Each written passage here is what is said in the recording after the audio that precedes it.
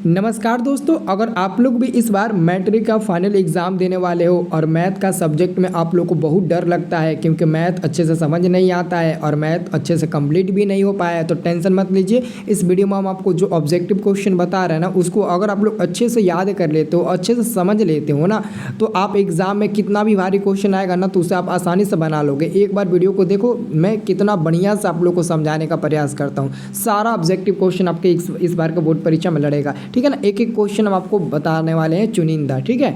देखिए आपका दोस्तों पहला नंबर क्वेश्चन त्रिकोणमिति से है, फार्मूला है और ये एग्जाम में 5 बार अब तक पूछा गया है। फार्मूला है दोस्तों 1/sin थीटा का मान क्या होता है। 1/sin थीटा बराबर, तो आप सबको याद रखना है 1/sin थीटा बराबर होता है आपका कॉसेक थीटा, ठीक है ना। तो आप लोग बता देना 1/sin थीटा बराबर कॉसेक थीटा हो जाएगा। लेकिन अगर आपसे पूछेगा कि 1/cos थीटा बराबर क्या होगा, कहीं ये पूछ दिया तो आप कह देना सेक थीटा होगा, जो कि ऑप्शन नंबर ए नंबर में दिया गया है। तो ये दोनों फार्मूला, ज़्यादातर फार्मूला ये एग्जाम में आता है और कम ये आता है, तो ऊपर वाला ज़्यादा आता है, तो इसका आंसर बी नंबर मिल जाएगा। आप लोग को अच्छे से याद रखना है दोस्तों। अब देखिए अगला क्वेश्चन का आंसर काफ़ी लोग गलत दे देते हैं। देखिए क्वेश्चन आपका है दूसरा नंबर, सेक बी गुणे कॉस बी। देखिए सेक बी गुणे कॉस बी, हम लोग एक फार्मूला याद किए हैं कि अगर कॉस थीटा और इंटू में सेक थीटा रहेगा ना, तो उसका मान 1 होता है, ये फार्मूला से। तो अगर दोस्तों थीटा के जगह पर अल्फ़ा आ जाए तब भी उसका मान 1 ही होगा, और थीटा के जगह पर अगर बीटा आ जाए तब भी मान दोस्तों उसका क्या होगा, 1 ही होगा। मतलब कि थीटा सेम, मतलब ना सेम होना चाहिए दोनों का। जैसे कि ई आपका बी है तो ई भी बी है, दोनों बी सेम है, इसलिए इसका आंसर 1 मिलेगा। अगर इसके जगह पर बी अल्फ़ा रहता और इसके भी जगह पर अल्फ़ा रहता ना, तब भी उसका मान 1 ही मिलता। मतलब कि अगर सेक कॉस के रूप में है और दोनों ये मान सेम है आपका थीटा वाला, तो उसका आंसर 1 मिलेगा। आपको ये याद रखना है हमेशा के लिए, क्योंकि देखिए कॉस सेक का मान होता है आपका b/h होता है, h/b होता है, सॉरी h/b होता है, ठीक है। देखो मैं आपको समझा देता हूँ, सेक का मान होता है h/b और गुणे कॉस का मान होता है b/h, तो b से b h से h कट जाता है ना एक बार में, तो हमारा फाइनल आंसर 1/1 यानी कि 1 मिलता है। तो इसलिए हम कहते हैं कि इसका आंसर डी नंबर होगा। और आपका तीसरा नंबर दोस्तों क्वेश्चन है कि यदि थीटा तथा फाई पूरक कोण है तो इसका क्या आंसर सही होगा। देखिए पूरक का मतलब होता है कि दोनों का योगफल 90 डिग्री, मतलब कि थीटा प्लस फाई का अगर योगफल 90 मिल जाए ना तो वो पूरक हो जाएगा। तो ये बताइए कॉस कट जाएगा तो थीटा बराबर फाई हो जाएगा, तो क्या ये आंसर होगा, नहीं होगा। 80 नंबर में देखिए साइन कट जाएगा तो ये भी बराबर हो जाएगा, तो ये भी नहीं होगा। डी नंबर में tan कट जाएगा तो फिर दोनों बराबर आ जाएगा, तो ये भी नहीं होगा। तो जब ए नहीं होगा, सी नहीं होगा, डी नहीं होगा, तो अब बचा कौन है आपका, बी नंबर, यही आपका आंसर हो जाएगा। क्योंकि आपका ये सेक थीटा है और बराबर में कॉसेक थीटा है, तो अगर हम इसको सेक थीटा और बराबर में सेक 90 माइनस हम फाई कर दें तो हमारा बन जाएगा काम, क्योंकि sec 90 - phi equal to cosec phi होता ही है, तो सेक से कट जाएगा तो थीटा बराबर 90 - फाई बचेगा। तो थीटा जब फाई इधर आएगा तो प्लस में हो जाएगा और बराबर में आपका 90 डिग्री मिल जाएगा, तो आराम से हमारा आंसर मिल सकता है ऑप्शन नंबर बी। तो ऑप्शन नंबर बी आपका बिल्कुल सही जवाब हो जाएगा। अगला क्वेश्चन देखिए दोस्तों, अगला क्वेश्चन दोस्तों एक हम आपको ट्रिक बता रहे हैं, अगर इस ट्रिक का इस्तेमाल कर लिए ना तो एग्जाम में कितना भी भारी क्वेश्चन आएगा उसका आंसर दे देंगे। अगर आप 75 और 15 को जोड़िए, अगर इस जोड़ने पर 90 मिल गया तो उसका आंसर आपका क्या मिलेगा, 1 मिल जाएगा। दोनों को जोड़िए, अगर जोड़ने पर 90 मिल गया तो आंसर होगा 1। तो जोड़ते हैं हम 75 15 तो 90 मिल गया, तो इसका आंसर समझ लो 1 मिलेगा, ठीक है ना। कभी भी आप लोग ऐसे क्वेश्चन करके देख लेना, अगर जोड़ने पर 90 मिला तो उसका आंसर 1 मिल जाता है। अब देखिए अगला क्वेश्चन हमारे पास है 5 नंबर दोस्तों, यदि 3 अल्फ़ा बराबर 180 डिग्री है, ठीक है ना, तो कॉस अल्फ़ा का मान निकालना है। तो सबसे पहले 3 अल्फ़ा बराबर दिया है 180 डिग्री, अगर अल्फ़ा का मान बाहर निकाले तो 180 डिग्री और बाटा में 3 हो जाएगा, तो 3 से 18 कट जाता है 6 बार में और 0 उतर जाएगा, तो अल्फ़ा का मान मिल जाएगा आपका 60 डिग्री। अब क्या करिएगा, अब देखो आपको क्या करना है, कॉस अल्फ़ा के जगह पर 60 रख दीजिए, ठीक है ना, तो आपका 60 का मान निकल जाएगा। तो कॉस 60 का मान हो जाता है 1/2 और 1/2 सी नंबर में दिया है, सी नंबर आपका बिल्कुल सही जवाब मिल जाएगा। अगला क्वेश्चन आपका आता है दोस्तों 6 नंबर। ये क्वेश्चन का आता है कि बिंदु बिंदु -2, -5 का भुज होगा। आपको हमेशा याद रखना है दोस्तों, आपको जो भी बिंदु दिया रहेगा ना उसमें से जो पहला होता है वो भुज होता है। पहला में प्लस रहे या माइनस रहे कुछ भी रहे कोई फर्क नहीं पड़ेगा। और जो दूसरा होता है उसको हम लोग कोटि कहते हैं। क्या कहते हैं? कोटि कहते हैं। तो कोटि तो पूछा नहीं है कि हम लोग -5 आंसर देंगे, भुज पूछा है तो -2 आंसर देंगे, क्योंकि पहला में -2 है तो -2 आपका आंसर हो जाएगा। अब देखिए आपका 7वां नंबर क्वेश्चन। ये क्वेश्चन है एक्स अक्ष से बिंदु 3,5 की दूरी क्या होगा। देखिए अगर आपसे पूछेगा एक्स अक्ष से तो आप लोग पहला को छोड़ देना और दूसरा 5 को आंसर टिक लगा देना। तो दूसरा में आपका 5 है उसको टिक लगा दीजिएगा। अगर कहेगा इसी क्वेश्चन को कि वाई अक्ष अगर कह देगा वाई अक्ष से दूरी बताओ और आपका मान रहेगा 3,5 है तो आपका वाई वाला मान हट जाता है, 5 हट जाएगा और तब इसका आंसर हो जाता 3। लेकिन अगर एक्स अक्ष कहेगा तो एक्स वाला मान को काट दीजिएगा और वाई वाला मान जो भी होगा माइनस में प्लस में गुणा में कुछ भी होगा भागा होगा में बाटा उटा में सब आप लोग वही टिक लगाइएगा, ठीक है ना। चलिए अब देखिए अगला क्वेश्चन। दोस्तों मैं आप लोगों को ना ऐसे ही बहुत सारे वीडियो देकर आपको बहुत अच्छे से मैथ करा दूंगा। आप लोग हमारा व्हाट्सएप ग्रुप ज्वाइन कर लीजिएगा, लिंक डिस्क्रिप्शन में दिया गया है, बिल्कुल फ्री व्हाट्सएप ग्रुप में, उसमें जुड़िएगा तो आपको फ्री में पढ़ने को मिलेगा, लाइव क्लास सब कुछ मिलेगा। तो आप लोग व्हाट्सएप ग्रुप ज्वाइन कर लेना, ठीक है। अब देखिए आपका 8 नंबर प्रश्न है कि एक्स अक्ष पर प्रत्येक बिंदु की कोटि होती है। अच्छा ये बताइए एक्स अक्ष पर कोटि का मान पूछा है तो कोटि बाद में देखेंगे, पहले एक्स अक्ष का जो निर्देशांक होता है ना बाबू, आप लोग पता नहीं याद किए होंगे कि नहीं।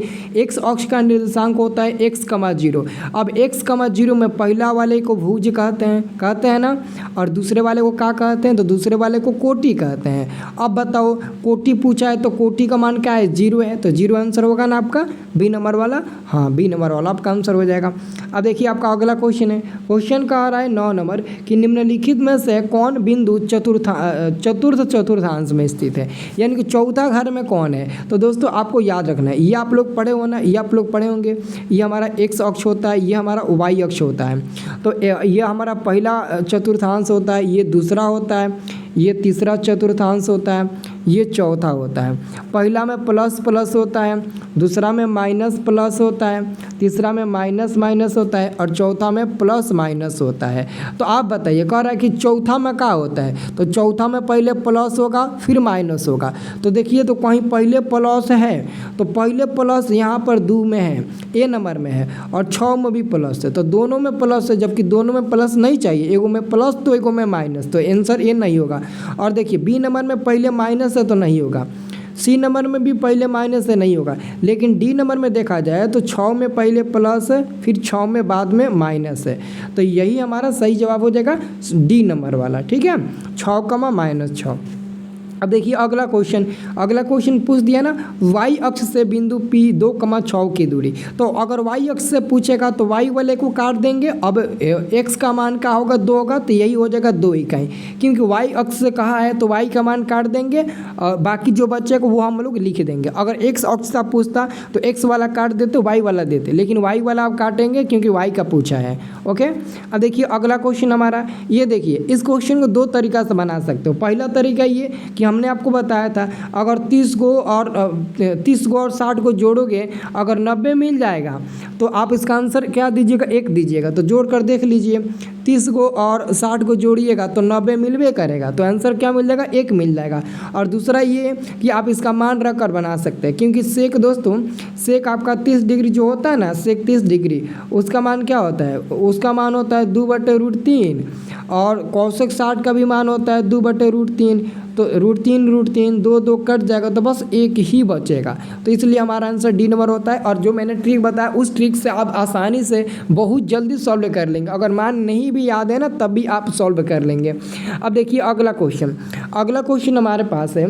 ये इस क्वेश्चन को बनाना पड़ेगा क्योंकि ये क्वेश्चन अलग तरीक़ा से पूछा गया। ये क्वेश्चन पूछा है, ये क्वेश्चन यदि थीटा बराबर 90 डिग्री, देखो थीटा बराबर 90 डिग्री दिया है और cos square theta minus sine square theta, तो कुछ नहीं करना है, कॉस स्क्वायर थीटा की जगह पर 45 डिग्री रखेंगे माइनस साइन स्क्वायर और थीटा की जगह पर 45 डिग्री। दोस्तों मैंने जो ट्रिक बताना वही ट्रिक इस्तेमाल होगा, लेकिन बात यह है ना कि हर जगह प्लस गुणा भागा रहता है तब एक होता है, लेकिन यहाँ पर आपका माइनस, अगर बीच में माइनस है और दोनों को जोड़ने पर 90 मिल जाता है तो फाइनली उसका आंसर 0 मिल जाता है, एक नहीं मिलता है। एक क्यों नहीं मिलेगा? क्योंकि बीच में माइनस है। अगर बीच में माइनस नहीं रहता प्लस रहता ना तो निश्चित उसका आंसर 1 मिलता।